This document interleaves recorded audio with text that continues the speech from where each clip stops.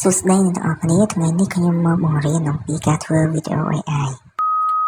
រួចអ្នកទាំងអស់គ្នាចូលទៅក្នុងកម្មវិធី Chrome រួចអ្នកទាំងអស់គ្នាវាយពាក្យ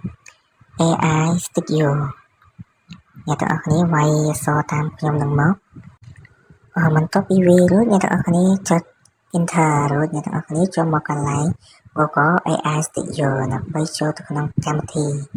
របស់យើងបន្តមកទៀតអ្នកទាំងអស់គ្នាចូលទៅកន្លែង Sync App Google AI Studio ដើម្បីភ្ជាប់ជាមួយនឹង account Gmail របស់យើងបន្ទាប់ពីភ្ជាប់ជាមួយ account Gmail របស់យើងរួចយើងក៏បានផ្ទាំងមួយទៀត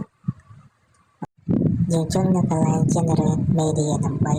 ចូលមកកន្លែងបង្កើតវីដេអូបន្ទាប់មកយើងចុចនៅលើរូបឆ្មាមួយនេះ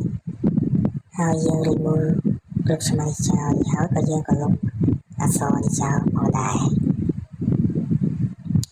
ហើយយើងមកការសមាសម័យរបស់យើងដែលយើងចង់ធ្វើវីដេអូចំណែកគំនិតវីដេអូរបស់ខ្ញុំវាយ Man Cambodia Cooking Food មានថាបរិះកម្ពុជាកំពុងចម្អិនអាហាររួចយើងចុចមកពាក្យថា Run ត្រង់ចំណុចនេះពេលនេះវីដេអូរបស់យើងគឺកំពុងដំណើរការចំពោះកន្លែងមួយនេះគឺចំពោះកន្លែងនេះផងដែរគឺជានាទីមាន5វិនាទី6វិនាទី7វិនាទីនិង8វិនាទីចំណែកយើងចាំឲ្យវីដេអូវិញគឺយើងយក8វិនាទីពេលនេះវីដេអូរបស់យើងគឺកំពុងដំណើរការពេលនេះវីដេអូរបស់យើងក៏បាន